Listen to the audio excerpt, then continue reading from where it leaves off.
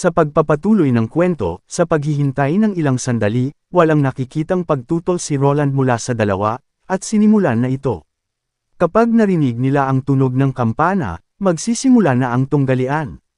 Si Ash, na nakasuot ng kanyang karaniwang kasuotan, nakasuot ng itim na damit na ikinukubli ang kanyang katawan. Ang mahaba niyang itim na buhok ay nakatali sa likod na naka-ponytail. Tahimik na minamasid ni Ash ang kanyang kalaban, si Carter, ang Chief Knight. Gayunman, hindi niya dala ang karaniwang espada, kalasag, o sibat, at hindi man lang siya nakasuot ng armor. Ang sandata sa kanyang gilid ay sobrang kakaiba, na nagpapahiwatig lamang ng isang posibilidad. Ito ay katulad ng isang pana, na isang long-range na sandata. Sa experience ni Ash mula sa maraming mga labanan, ang isang pana ay hindi banta sa mga malalakas na witch. Kung ito ay isang laruan na pana, maaari pa niyang saluhin ang mga ito gamit ang kanyang mga kamay. Gayunpaman, sa paghusga sa tiwala at sa mukha ng prinsipe, ang sandata sa kanyang kabalyero ay tiyak na hindi kasing simple ng isang pana. Sa sandaling iyon, isang malinaw na tunog ng kampana ang nagmula sa mga pader ng lungsod, sabay silang naalerto at unang kumilos si Ash.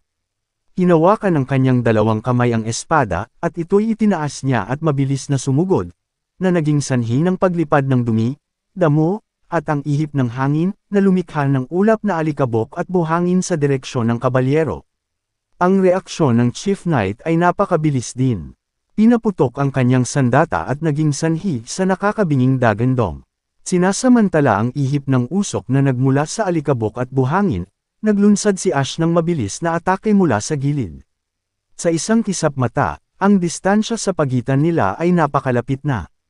Gayunpaman, hindi kumilos si Carter sa kanyang kinatatayuan, ganap na binabaliwala ang mga usok na buhangin na tumatama sa kanyang mukha. Nakapikit ang mga mata, at itinutok niya ang kanyang sandata sa papalapit na mandirigmang witch, sabay hila ulit sa gatilyo. Sa isang malakas na dagandong kasabay ng pagsabog na umaapoy, si Ash ay nakaiwas doon.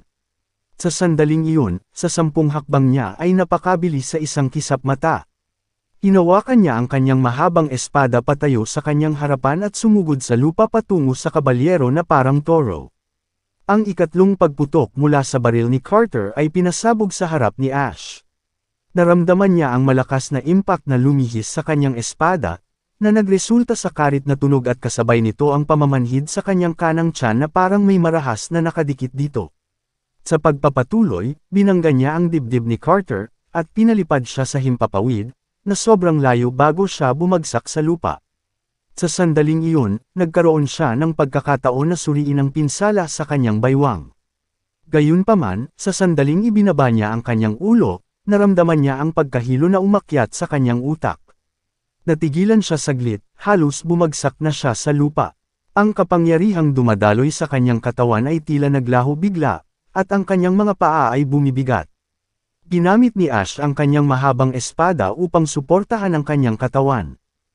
Ang pamamanhid ng sugat ay napalitan ng matinding kirot. Parang may nawawalang parte ng bewang niya, at nakikita pa niya ang sarili niyang matingkad na mga pulang dugo. Sa pamamagitan ng pagngit-ngit sa kanyang mga ngipin, ay napigilan niya ang kanyang sarili sa pagbagsak. Kahit na siya ay malubhang nasugatan, hindi siya nawalan ng malay. Nakatayo siya sa harap ng tunggalian, ipinapakita ang nakakatakot na katatagan ng isang pambihirang witch. Kung ito ay mga regular na bala o maliliit na kalibre ng baril, maaaring makayanan niya ang mga ito. Mabilis na sumugod si Maisie sa tabi ni Ash, gusto siyang alalayan, ngunit dahil sa kanyang maliit na tangkad, ang mga binti lang ni Ash ang nakaya niyang yakapin, puno ng pag-aalala ang kanyang mukha. Inaasikaso na ni Noah ang kalagayan ni Carter, habang si Roland naman ay mabilis na lumapit kay Ash, na pilit pa ring kumakapit sa sakit. Tila hinihintay niya ang sandaling ito. Nanalo ako, nagawang sabihin yun ni Ash bago bumagsak sa balikat ni Roland. Sa nakaraan, sa isang kalye, isang babae ang nakabangga ng isang taong tumatawid. Pilit siyang kinutkutsa, ngunit nanatili siyang hindi natitinag, sa halip ay pinagmamasdan ng taong kumukutsa at umatras ng 2 hakbang. Agad na nawala ang mayabang na ekspresyon sa mukha niya. Matapos siyang bigyan ng isang mabangis na titig, ang tao ay nagmamakaawang umalis.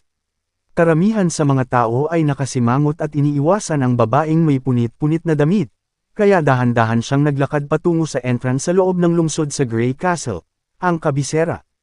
Pinag-uusapan ng mga tao ang seremonya ng pagdating ng prinsesa, na sinasabing dadaluhan din ng mga archbishop. Sinuri ni Ash ang kanyang dagger na dala niya.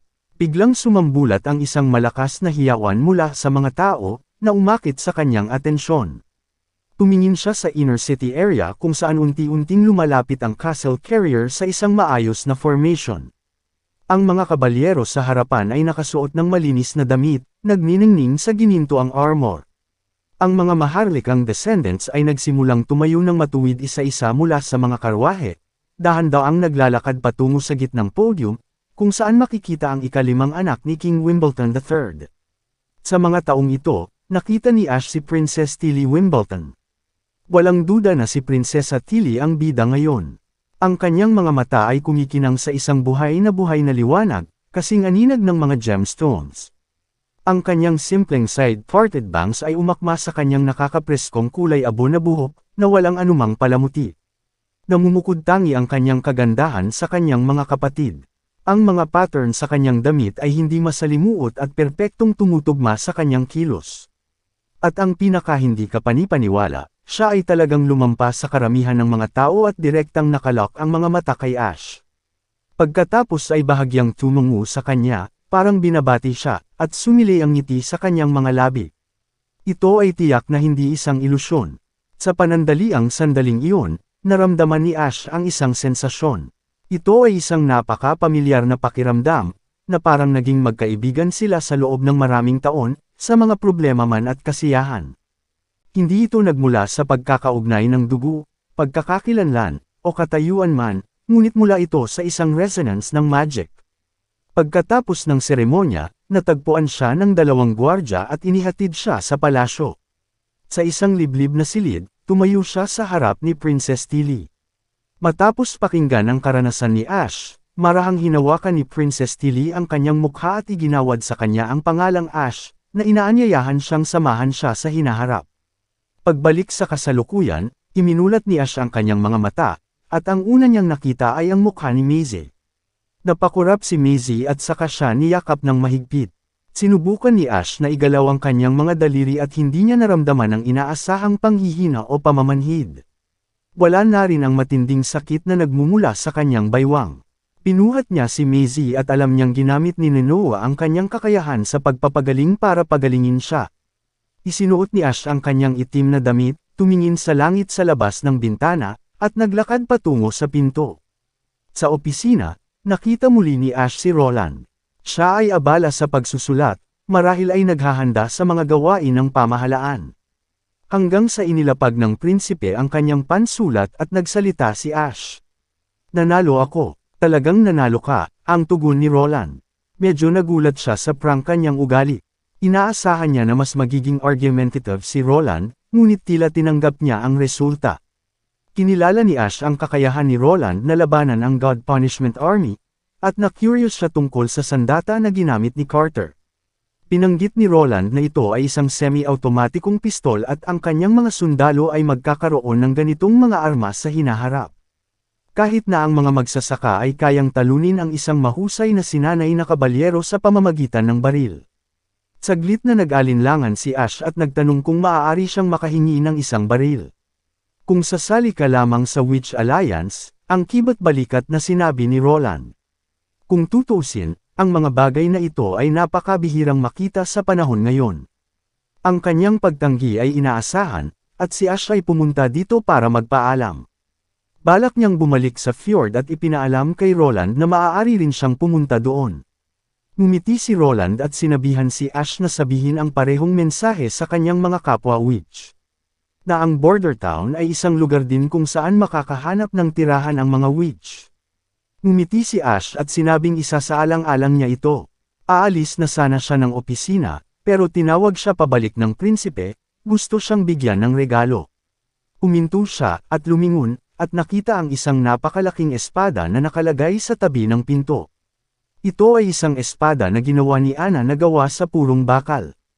Ang espada ay may makinis at pantay sa ibabaw, na sumasalamin sa isang orange-red metal na kinang nito, sa refleksyon ng papalubog na araw.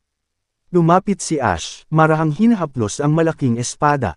Sobrang nagustuhan niya ito, at bago umalis, binanggit niya na bibigyan niya ng regalo si Roland pagbalik bilang pasasalamat.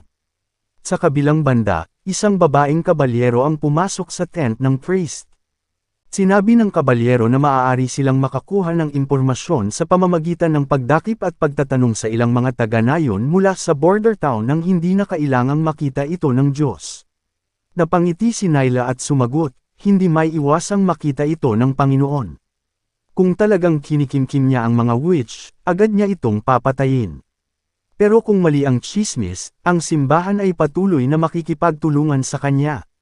Biglang may sumigaw. Umaatake ang mga kaaway, nabasag ang katahimikan ng mga kabalyero nang magsimula ang kaguluhan sa kampo. Ang babaeng kabalyero ay humakbang patungo sa harapan ng tent at sasalubungin ang mga malakas na sigaw.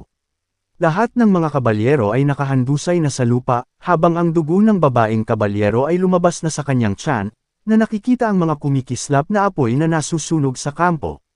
Ang babaeng kabalyero ay mahinang bumagsak dahil sa suporta ng kanyang mga tuhod. Ang kanyang katawan ay nahati at dahan-daang bumagsak sa gilid, na bumulagtas sa paanan ng nahati niyang katawan. Nanginginig sa takot ang priest, nanginginig ang buong katawan, at natano ni Ash ang isang nahulog na libro sa mesa, na pumukaw sa masasakit na alaala ng nakaraan sa kanya. Siya at ang mga inosenteng batang babae na lahat ay nalinlang sa mismong aklat na iyon. Sa isang malakas na indayog ng kanyang malaking espada, siya ay umatake patungo sa priest. Inilibing ni Ash ang mga bangkay, alam niyang malalantad sa kalaunan ang lihim ng Witches Alliance. Gayunpaman, binibigyan pa siguro sila ng simbahan ng 2 o 3 buwan na panahon. Nahuli ni Maisie ang mga kalapati na nauugnay bilang utusan ng simbahan, at kanilang inihaw at kinain ang mga ito. Isa itong nakakatakot na regalo ni Ash mula kay Roland. Ito ang isang bagay na hindi binanggit ni Ash, sa ginawa niyang nito. Ginawa niya lamang ang tamang kilos na ito para sa prinsipe. Kapag natuklasan ng simbahan ang pagkawala sa kontak ng kanilang kalapati, walang alinlangang sisisihin nila si Roland. Gustuhin man niyang dalhin ang iba pang mga witch sa kanila, hindi siya nagkaroon ng pagkakataon. Sa kanilang sitwasyon, ang langit ay unti-unting namumutla dahil sa pagkasunog. Inabot ni Ash ang kanyang kamay at marahang hinaplos ang ulo ni Maisie. Sinasabing oras na para maghiwalay sila ng landas dito. Alam ni Ash, na si Maisie, na gusto niya ang lugar na ito, at ibinaba ni Maisie ang kanyang ulo, na nagpakita ng nag-aalangan na ekspresyon. Mahal din niya si Tilly, at ngumiti si Ash at inatasan si Maisie ng isang gawain na lumipad siya pabalik minsan sa fjord ng 1 buwan at ipaalam sa kanila kung ano ang nangyayari sa border town, habang magbabalik din siya ng balita sa border town. Sa ganitong paraan, makakapagtatag sila ng koneksyon sa pagitan ng 2 panig. Kung nahaharap sa panganib ang border town, matutulungan sila ni Maisie na makatakas sa Grey Castle at magtungo sa fjord. Sa paglipat ng eksena, inanyayahan ni Roland ang mag-asawang si Eileen at Furlan na sumama sa kanya sa hapunan. Tulad sa kanyang asawa, naging guro na din si Eileen. Pagkaraan ng ilang sandali, maingat na tinanong ni Eileen kung bakit sila hinanap ni Roland. Sa totoo lang, gusto ni Roland na makita ang isang taong may karanasan na at gumanap sa isang dula. Ang palaging nasa entablado at pag-arte ay palaging pangarap ni Eileen. Ibinigay ni Roland ang 3 script, ang isa ay pinamagatang Cinderella, na naglalarawan sa isang nakakaantig na kwento ng pag-ibig sa pagitan ng isang karaniwang babae at isang prinsipe. Ang isa ay tinatawag na rebelyon, na umiikot sa paghihimagsik ng mga inabusong mga tao, at ang huli ay pinamagatang Witch's Diary, isang orihinal na akda ni Roland at ni Scroll, na ikinikwento ang 3 batang babae na na-awaken bilang mga witch at magkasamang nagtagumpay sa kanilang mga kaaway.